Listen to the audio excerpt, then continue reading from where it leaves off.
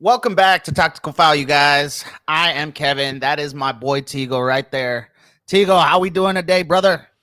Okay, today, pretty good if we're being honest. It's the day after all of the games, A but couple if we're days talking about after. specifically about the Madrid game, not so great. Not so great. Oh man. Today was great, and I I gotta say, went to the park with my boys. It was a fun. It was a fun nice, day, good, but good. if we're talking about the I'm soccer glad. world and football world, not Right. so much. Yeah. I gotta say, I'm the total opposite, man. I am a happy man all around. You know what I'm saying? I had a great day today, and my football has been pretty good, so I'm pretty happy today, as you can tell by the big smile on my face. Anyway, let's break down these Champions League games, man. Talk to Absolutely, and me. I Talk think to that the me. only fair place to start, I think we got to start talking Barcelona because, like, Yeah. do you know what I saw when I saw that game? A team that went and ready to just handle business. That's it, dude. That's it. Yeah. You came in and said Yeah. Borussia Dortmund struggling in the Bundesliga, struggling to get anything done, a team that is in disarray from top to bottom. All right, here's 4. That's it. That's what I saw. I gotta say this. I gotta say this about my team. It wasn't the best game for us. I mean, I was watching it, and I thought, man, we made a lot of silly little mistakes.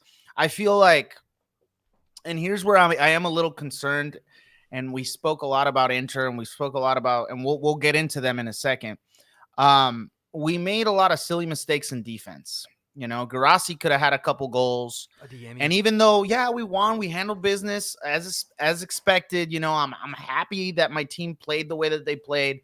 I did see a lot of leaks. I did see a lot of even just attacking errors that could have been fixed. There was a few chances. I mean, I feel like we could have even scored more, to be honest. Yeah, I was gonna But say also, we could have conceded, and they could have drawn the game at some point. And so, I'm happy with Barcelona. I think they're playing good football, but I'm not gonna sit here and just praise them for everything they've done. I'm gonna be critical since they're my team, and I'm gonna say, look, there's some errors that we've been having on defense, and we need to correct them for the semifinal. Because whether we're facing Inter or Bayern, this is not going to go well if we keep having these defensive mistakes. especially because you're So, not going to be facing teams like Dortmund anymore. right, Like after this exactly. Dortmund game, which I think, and superstitions be damned. I don't care about Barcelona, but like I think you guys are going to win this series. 4 going into going into Dortmund and having to play against the yellow wall, like that's difficult. But like they have to score 4. And we know Yeah, that when teams fly at Barcelona, you guys have the pace and the ability up top to just yeah, absolutely annihilate teams with all that space, with Rafinha's pace, Yamal's pace, and all of those things. So like you have created the perfect storm to drop another 4 on them. You know, if yeah, that's the yeah, case. yeah. I But think, one of the things that I think that you said is absolutely true, which is while I thought you guys played an exceptionally good game, I really do think that you guys did that. There were a lot of mistakes, and I don't think, because I think, and we'll talk about this game next, and we'll talk about them next. I don't think you can make those mistakes against a team that will capitalize on your mistakes, or in the other way, a team that doesn't make mistakes. But before we move on, you guys played exceptionally well. And I do want to give Borussia Dortmund their flowers. Obviously, we're talking about Barcelona because you're a Barcelona fan. It's your team. They obviously dropped yeah, 4 on Dortmund. But one of the things that, like, and then we'll move on, is that I want to give about Borussia Dortmund is I want to give them their flowers because, like, they've gotten really, really lucky with the opponents that they have faced to get to this opportunity, to get to a quarterfinal, and that's totally fine. You just got to play the team in front of you. You don't control the draw. You don't control anything. I'm not taking anything away from that. But what this squad with Adeyemi and Brandt and Bayer and Girassi and Chan and Kobel and all of these guys, the way that they've been able to play, in spite of all of the absolute buffoonery that is happening in the Dortmund team up top and within management and all of the things that are happening there, you got to give them their flowers for that because they still showed up to a game that no one expected them to do anything, and I think they played well. And this is one of those games where I don't think that the score line is indicative of how well they played. I think they played well against you. and you talked to me about a lot of these individual players, Girazi and Adeyemi, and they're not talked about, I think, enough. I think they're really good players, and I do feel like Dortmund didn't play a terrible game. I think And I don't feel like we played. Even though I don't feel like we played our best game. I mean, we went and we handled business the way we should have. But I didn't feel like Borussia Dortmund played all that bad. It's just defensively, they're not sound. They're not a collective team, and a lot of it I think has to do with Niko Kovac. I've never considered him a great coach. His game plan is just very one like very just one way, and then he doesn't really change up too much in each game. And we saw that a lot at Bayern, and that's why he ended up getting sacked. And then Hansi Flick took over and then won a treble. So Well, we also saw that with him at Wolfsburg before he got the Dortmund job. Just very like weird and just it one sucks. It just sucks to one see Dortmund mind in this team. situation. It's just a one mentality team, and they're not very good at adapting to certain situations. Yeah. So though I feel like Dortmund, they have exceptional players individually. They struggled, and we were able to get the job done, and that's the most important thing. Now, moving on to the next game that I do want to talk about, because this is going to be one of our potential opponents, Inter and Bayern. What did you think about that game? Honestly, when I watched that game, because I watched it after the Madrid game and a couple of hours later and a couple of tears later, when I watched that game and what I saw from Inter was a team that was just there to handle business, but in a different way. Inter this year has never been or hasn't been this like flashy team like Barcelona is, like high flying, high attacking, scoring a ton of goals. Like that's not what they do. Inter are totally okay with going into a game, scoring a goal, and holding out that lead till the end. Yeah. And that's what we saw. They went to the Allianz Arena and they just said, we're going to play our game. I got to say, that is very significant. That yeah, because it's an away leg, right? And in the Allianz Arena, because like I think that's a big key word there, because it is not easy to play in that stadium. No, it's not. It's really not. It's kind of like one of those Anfield kind of stadiums where it's very intimidating to play against. I think, and I just want to say this really quickly, even in our 14-15 season when we had Neymar, Suarez, and Messi, and we won the treble and all that, we didn't beat Bayern in their stadium. We ended up losing 2-1, but we won on aggregate because we won 3-0 in our stadium. But then when we went to the Allianz Arena, we lost 2-1. So I feel like that's a very tough stadium to play in. And for Inter to have come in, and got the job done, even though and obviously this Bayern side isn't the Bayern side of then. And no. So, there's that, and they have a few injuries. Significant injuries. Yeah, they have some injuries. I still think that it's very significant that we point out that they won in the Allianz Arena. Yep. Because that's not an easy stadium to play against. It's not. It's not easy to go to Germany and play. And that's something that you guys are going to have to do and obviously handle business and when you go play in Dortmund. But when I looked at that game, like you look at it and you go, okay, they play their game. They start feeling out Bayern. Lautaro Martinez scores in 38 minutes. Then they just say, okay, cool. We got our one goal. You only need one goal to win. And then they start playing their defense, and then they start playing their tactics, and they're moving the ball around, and they're doing their thing, and they're letting Bayern tire themselves out and do whatever it is that they want. And then in the 85th minute, Thomas Muller, who, sad news, and we'll talk about it really briefly, we've discovered that his time at Bayern is coming to an end. This is his last season at Bayern, which is sad to see a Bayern legend leave. It's always sad when a club legend leaves. You hate to see it, but the time has come. Bayern are moving on. There's not really a space for him. He scores at the 85th minute. But then you see what Inter's game plan was. Inter said, oh, our bad. I don't think you guys understood what we were trying to do here. We're trying to leave this stadium with a 1-goal advantage. And then 3 minutes later, Fratesi scores. They just decided that they were going to go score. And they went and they scored. You know what I mean? And so, man, I think people are sleeping on this Inter team. I think that the way that they're handling business, the way that they're playing, it's not fun to watch. And, okay, I think it is fun to watch sometimes because I think tactically they're doing, it's not exciting. It's not attacking. It's not, we're going to score 4. It's not high goal or high risk, high demand type football. It's It's more, you know why I let's like it. come and get the job done. Let's get this win the best possible way that we We're can here for 3 and points. hold our lead. Yeah. It- You know why I and think I find it it's exciting is acceptable. It's because it acceptable. looks like the Italian football of old.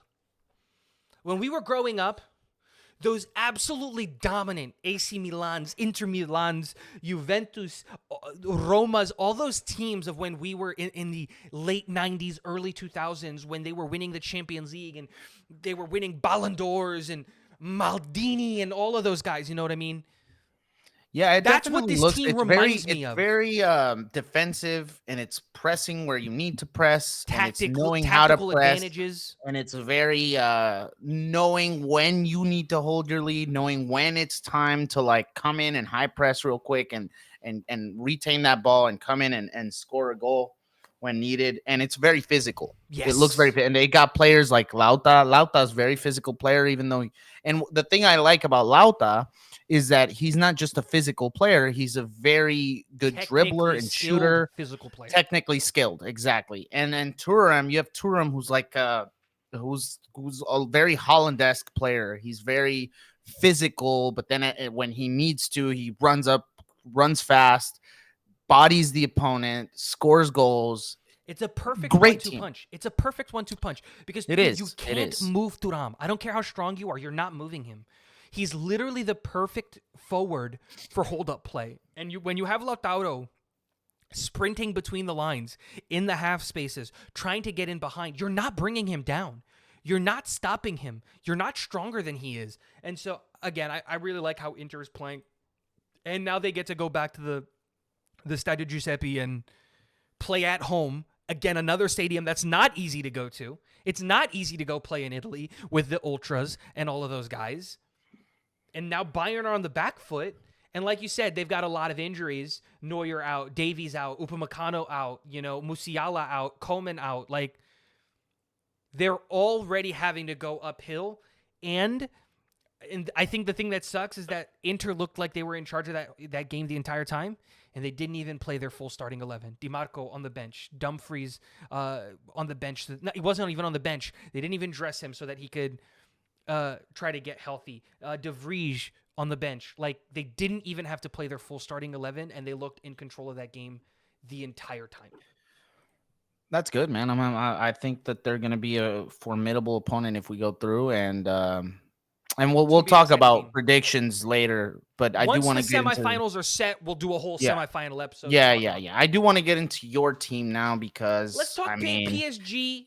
you want to Villa talk first. PSG, and then we'll do Real Madrid last. Yeah, Okay, let's do Real Madrid let's last. get into PSG. You mentioned something about PSG that I want you to talk to me about. I want you to tell me what. I want to start with Villa first, actually. Okay, The reason let's is start with because I Villa. think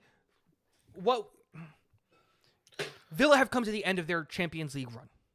I think Okay. that's very fair to say, Yeah, right? Yeah. because you and it went sucks to because Paris. they were really good, but they faced a very formidable opponent. PSG are a very scary team. And again, playing in France, not an easy place to go to. They went to the Parc des No. Princesses, and it didn't go their way. And playing at Villa Park isn't going to be easy for PSG. But look, Villa did a great job. And I think that Unai Emery deserves a ton of credit for what he's been able to do with this Villa team. This is a great, great run.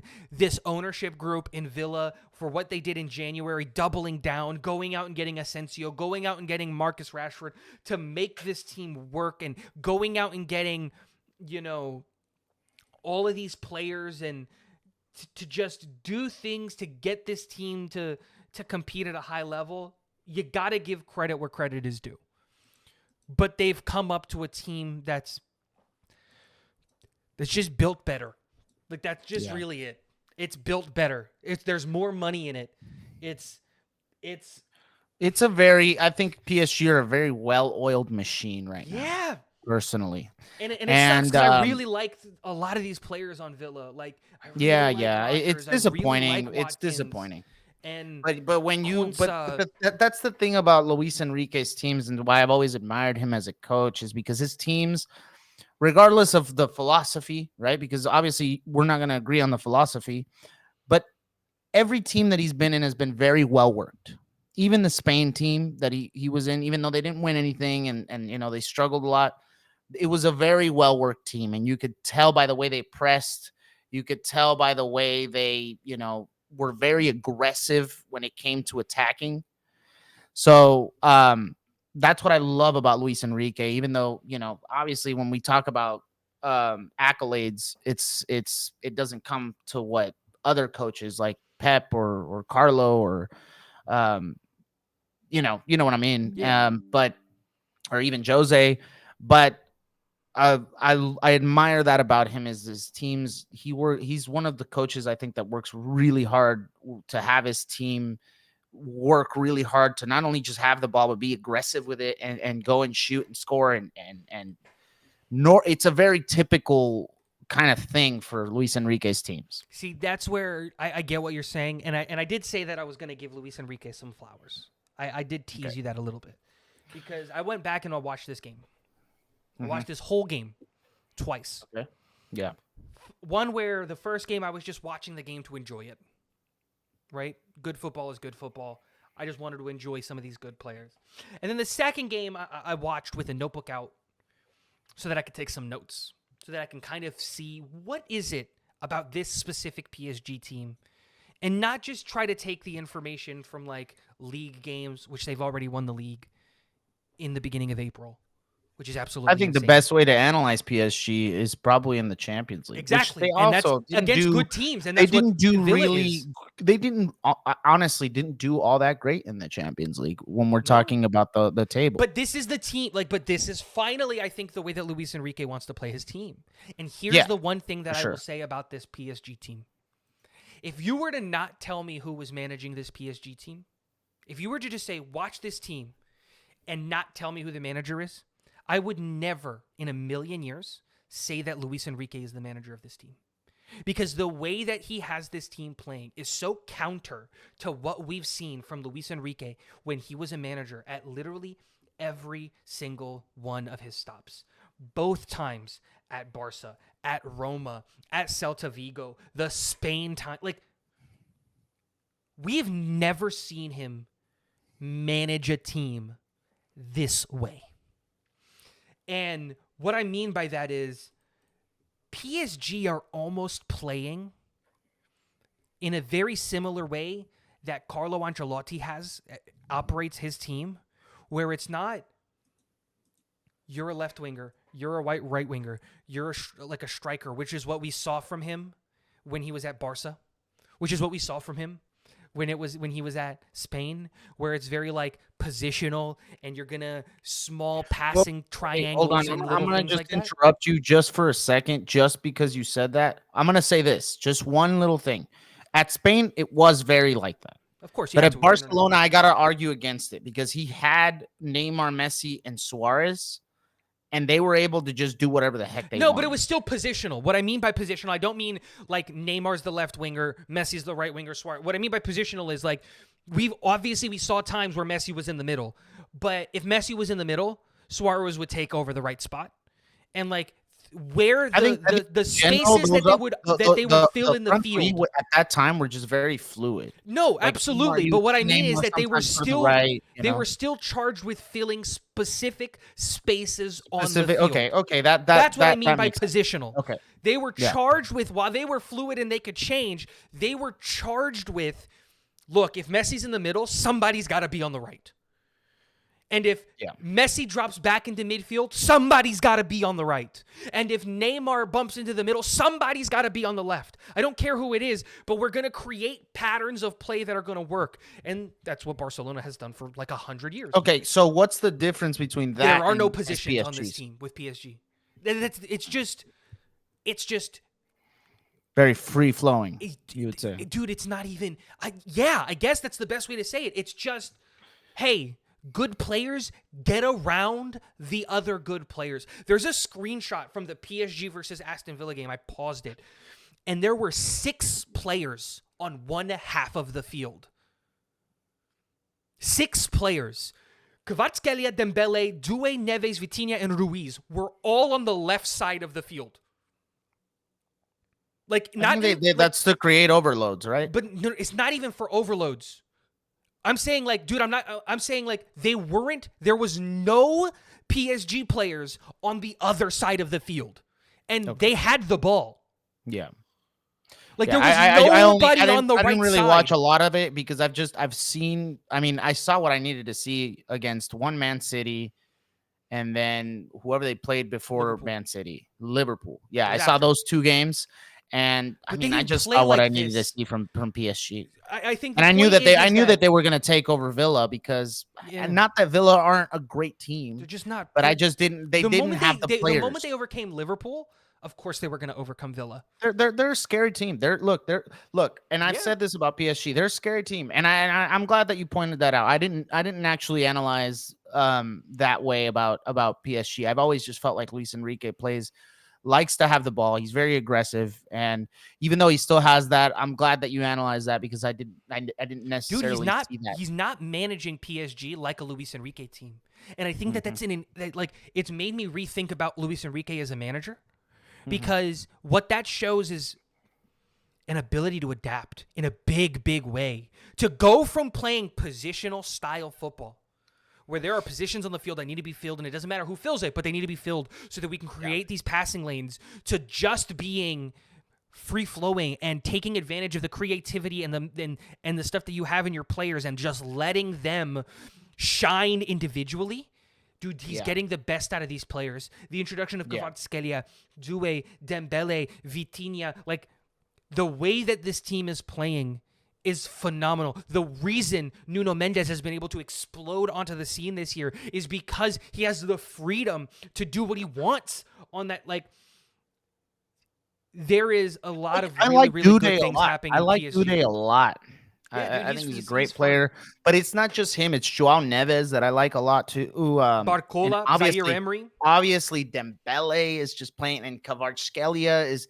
All of these players are exceptional, and they've been playing exceptional. They're in such good form, and Luis Enrique's finally has his pieces together. I think to I don't really even think make it's that. something of this. I don't even think it's that. I think this is why I'm so impressed with Luis Enrique, and I'm going to give him his flowers, and then we can move on. This is the first time I think I've seen Luis Enrique as a manager not trying to fit players into his system, but throwing Mhm. the system out and writing a whole new one for the players that he has. And that to me is an impressive thing. And a team that I really didn't believe in the past had a shot to go win the Champions League. I think they do now. Because when you afford your players the opportunity to individually change a game, when you afford them that creativity in that space, and you have guys like Kvaratskhelia, like Dembele, like Vitinha, who in a moment of brilliance can take over a game, watch out. Let's not forget Joao Neves, because I think Joao Isn't Neves that? Yeah, needs no, to get. dude. We could sit here and list the whole He's a great, 11. yeah, yeah. I think Hakimi, a lot of Mendes, them. Neves, Due, Vitinha, Yeah, Ruiz, for sure, for Kvaratskhelia, sure. you know, I want to really reiterate because they're a very young side. Just Barcola. they're very similar in not the way that they play, but they're very similar to us. That they're very young side. They've had to redevelop because of all the stars that left, and I yeah, I agree with you. I think that they're a very scary team. They're scary. I'm gonna call them that. I'm just gonna stay Yeah, with that. no, I think I they don't are. want to say that they're gonna win the champ, but I think that they're a very scary team for Dude, sure. if you look at their team, they had one player over the age of 27 on the starting 11. Yeah. They're a One. very well worked side, and One player over I the age of think that 27. they're very Dude, they're a scary scary team. team. They're a scary Hmm. team. Hmm. And they don't have any injuries. And that matters. This late in the season, Whew. they don't have a single injury. I don't want to talk about PSG anymore, man. Dude, they don't have a single injury. I'm getting goosebumps just talking about them because Dude, I'm I think scared. this is a year. This is a year where they can do some damage. They can do Yeah, some damage. yeah. And I didn't But believe it. I didn't believe it in the past because I watched PSG earlier in the French league. I didn't believe it. I watched PSG against Liverpool. I wasn't impressed. But the way that they played Villa, I think maybe it's because that's how they were handling what they considered a weaker opponent. But the way that they handled Villa, like because they handled Villa, I think scary that team. if somehow they make it to the final, I keep putting this hypothetical scenario in my head, Yeah, but dude, I they feel beat you like if we go to the for the final against stories. PSG, FIFA's gonna get It's gonna involved. be a very tough game, dude. I PSG, don't know, PSG's owner man. money is gonna get Scared. I'm, involved. I'm hoping. I'm hoping. You I'm know what hoping I'm somebody saying, knocks them out in the semis, man. bro? PSG's owner money is gonna get involved and maybe They're a buy them a scary team. Champions They're. League. I'm not gonna say they beat us, but I'm gonna say that they're a very scary team. I don't know if they beat y'all, but I do think that they are very scary. If that is They're the a very final. scary team. Moving on to the last game and that I'm we're gonna going to leave talk that. about, Arsenal Yes. versus Real Madrid. What were your thoughts? What did you think? What did you get away from that? Well, I'm definitely gonna have to hear your thoughts because it's your team. A few things here. One, I really gotta reiterate the game that Declan Rice played because man, that was just exceptional. It was very unexpected. I mean, he I don't think he's ever really scored a direct free kick, and to score two the way that he scored them, man, with the cold Real quick, ice. just to Yeah. double down on that point of Mhm. how miraculous those two goals from Declan Rice were. They were The very. last time Declan Rice took a free kick at goal, I believe, was like 351 days before that game. It was almost a year before he took a direct free kick at the goal. Yeah. Do you know when the Yeah. last time Arsenal scored a direct I think free kick? I think goal? I just saw something about it the other day. I think it was like 7 years ago. It was like a hot 2021 minute ago. 2021 was the yes. last time, and you know who took that 4 goal? years It ago. was Odegaard, Mm. and he was on the pitch. And but that was just I wanted to give some context. Well, just anyway, absolutely how miraculous. moving those two on. goals are. Moving on from Declan, I think a lot of things went wrong for Real Madrid in this game, and I feel like Arsenal did a very. I think the game plan for Arsenal just was spot on for what Real Madrid were lacking in this game. I think that the problem with Real Madrid is a lot of players aren't running, and we're having to compensate other players and give up other players for those players that aren't running and aren't doing what they need to do. And I think that they gave up a lot. They gave up Jude a lot in this game because he had to defend with Alaba, and it was just there was a lot going on in this game that it just went wrong for Real Madrid. And I feel like Carlo just didn't adapt to what Arsenal were doing to them. And they leaked in a lot of chances. I think that regardless of the free kicks, Arsenal had a lot of chances. And I think that was the game plan, though. yeah. I mean, So, yeah, I because get I think it, you but, like, mentioned it. I think what you said is really, really, really, really spot on. Because that's what I was going to say. Is I think there was the game plan for Real Madrid. You could clearly tell what was happening there was they don't care. They didn't care about conceding corners because there was no Gabriel, right? And they didn't care about necessarily the middle of the field because, well, they don't have a striker and there's no Havertz. So they weren't necessarily worried about those two spaces. And for the first 60 minutes of that game, you saw a game plan that was working for Real Madrid. There was no natural striker instinct. So they just let Martinelli and Saka dominate on the wings because, again, there was nobody that was really causing a threat in the middle of the pitch. And I think that that's something that they were okay with.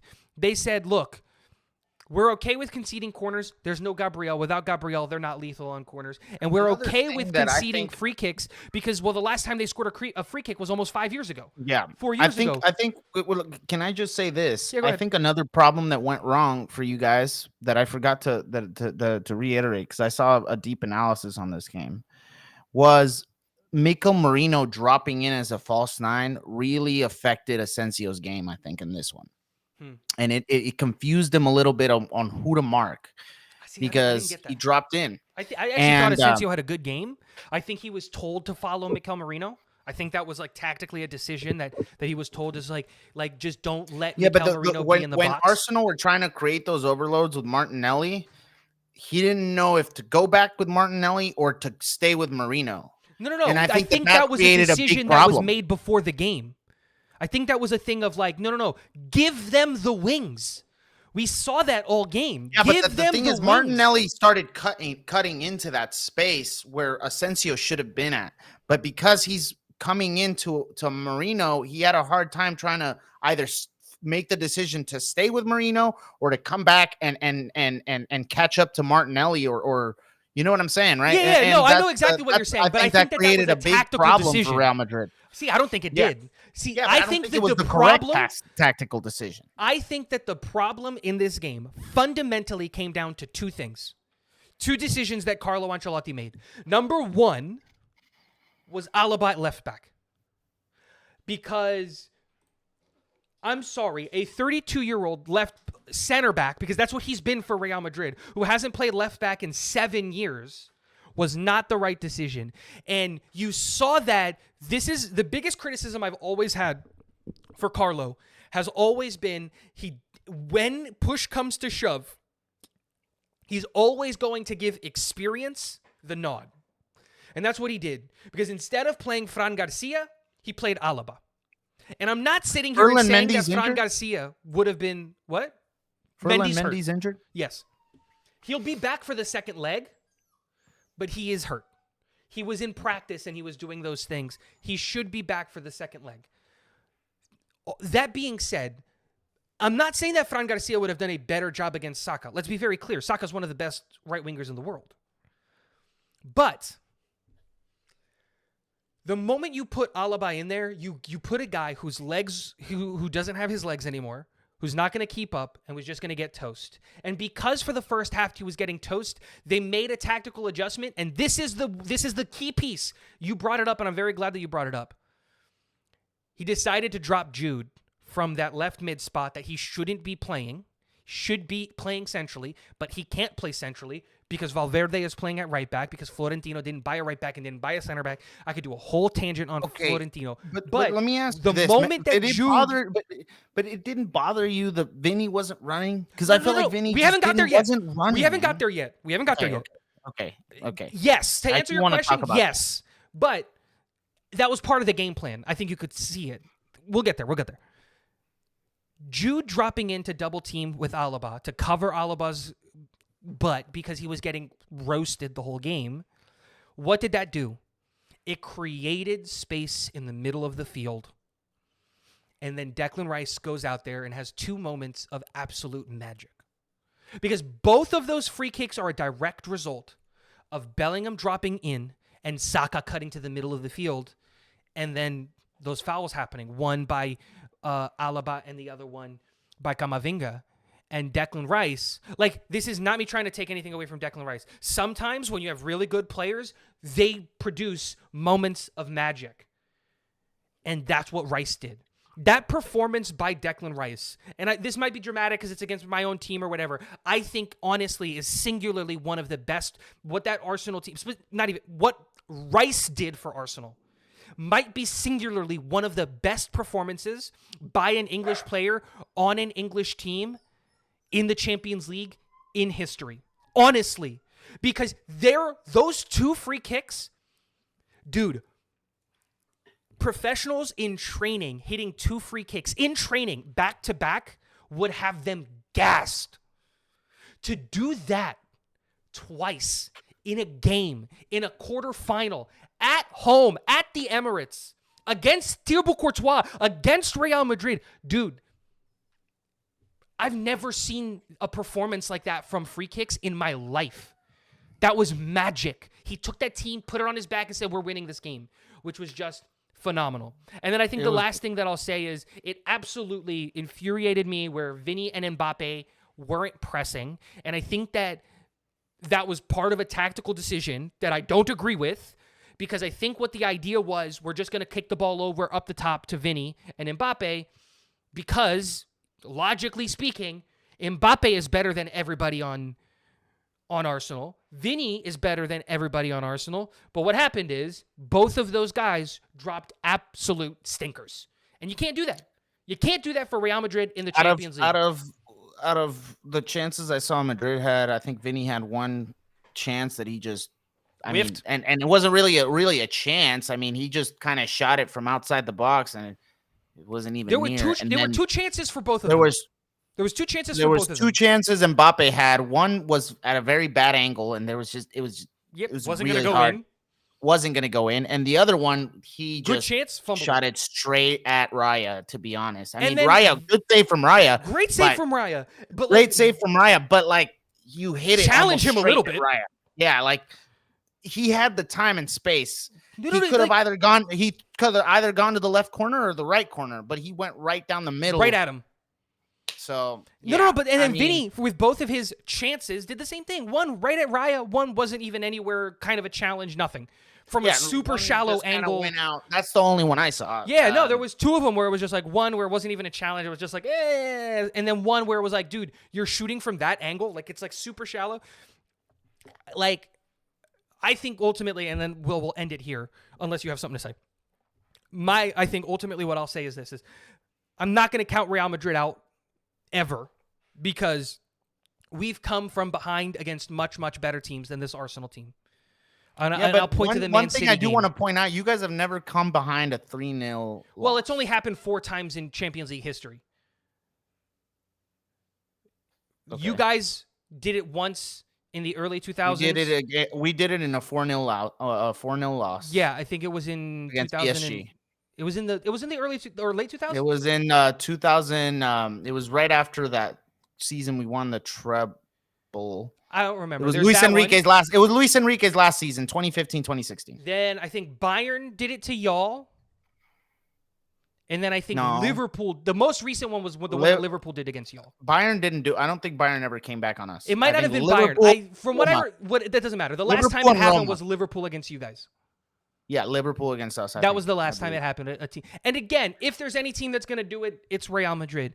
But Carlo has to come in, and playing at the Bernabeu is not easy. This is our tournament, and I think that if we're going to be very, very honest here, a lot of players.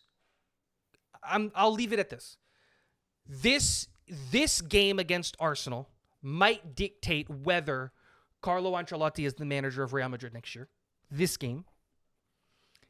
And this game against Arsenal might dictate whether or not some of these big stars on Real Madrid are here next year. This game. And so I think a lot of people know very that. Defining game then. The very defining very, game. Very defining game. And I'm not even going to sit here and say that we're going to win. 3-0. I mean, I don't think you have the right to right now. No, we don't. Not with that performance.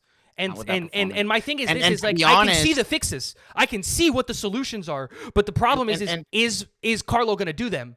And Valverde to be honest, needs to you play guys in the also midfield. have to. You guys also have to gain momentum to that game. You guys have to start playing very good. You guys have to do a very good final against us, which is going to be very difficult because we're going to make it very difficult for you guys. And then you guys have a very hard month of April. Look, you guys have it's one more not game. hard. It's next week. Not It's hard next week. You just got to get through Deporte Alaves, right? That's the next game that we have is against Alaves. We should be able to handle Alaves. But to be fair, we should have been able to handle Valencia, and we didn't, right? But you're absolutely right. This game matters. The season is on the line. And there are a lot of conversations and there are a lot of things that Carlo needs to have a good hard look on what he's going to do with this team. What he's going to do with this team.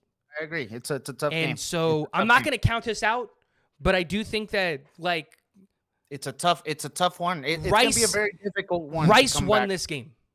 That's what I'll say. Because I think honestly, I don't think that Arsenal were all that threatening in that game. I think they created a lot of chances, but I think we let them create those chances because we knew that they didn't have a number 9. They weren't going to fill those spaces. They weren't going to do those things tactically, and they didn't. And that's what we wanted to do. You can't do that in the second game. You can't let them have the ball. You can't let that. You have to go attack Arsenal. Me personally, I believe Arsenal had a good game plan against y'all, and they executed really well. And even though I do feel like Declan's free kicks were significant. It's the whole game. The whole game was on the of course. I wouldn't say it's the whole game. Either way, I think they would have came out with a win without those free kicks. See, I don't think so. I don't think if Declan Rice doesn't score those goals, I think the game ends 0-0. They had a goal. Oh no, the Mikel Merino's goal was the third goal. When things broke down because we were trying to scrap that I don't game know. back. That's a difficult analysis. I feel like Arsenal had very, very good chances even without the Declan Rice. They had very, very good But chances to they score. weren't threatening. That's the difference. They had I would chances, disagree. but they weren't threatening. There was no one in the I box. would There's no disagree. natural 9 instinct. I think that they were pretty threatening, and I think Mikel Merino caused a lot of problems. And that, like I told you, that sort of confusion where Asensio was who he was gonna chase, was causing a lot of problems for y'all. I Personally, disagree. Well, that's fine. Anyway, but that's how I felt about it, and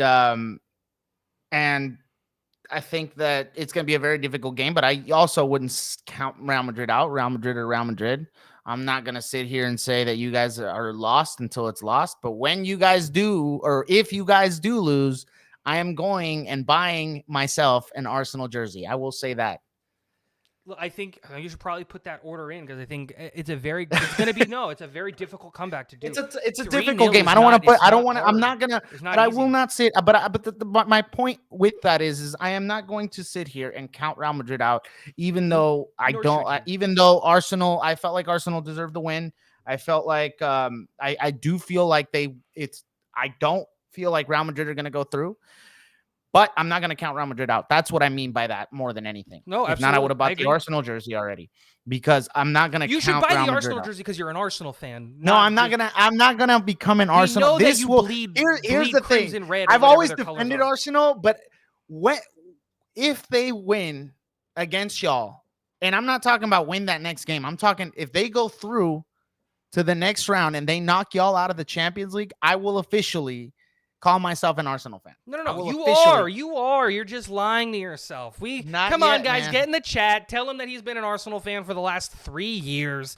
Everybody knows it. If you've been listening to the podcast, you know it. But let us know all of your thoughts in the comment section below. Don't forget to hit the subscribe button and the notification bell to be notified when all new Tactical Foul podcasts come out and content come out. Guys, all the links to all of our stuff in the description below. Go hit follow and all of that stuff down there. My name is Tigo. That is my good friend Kevin. We've got a very, very interesting upcoming week of Champions League games. I don't know. Get on out of here. Go enjoy your weekend.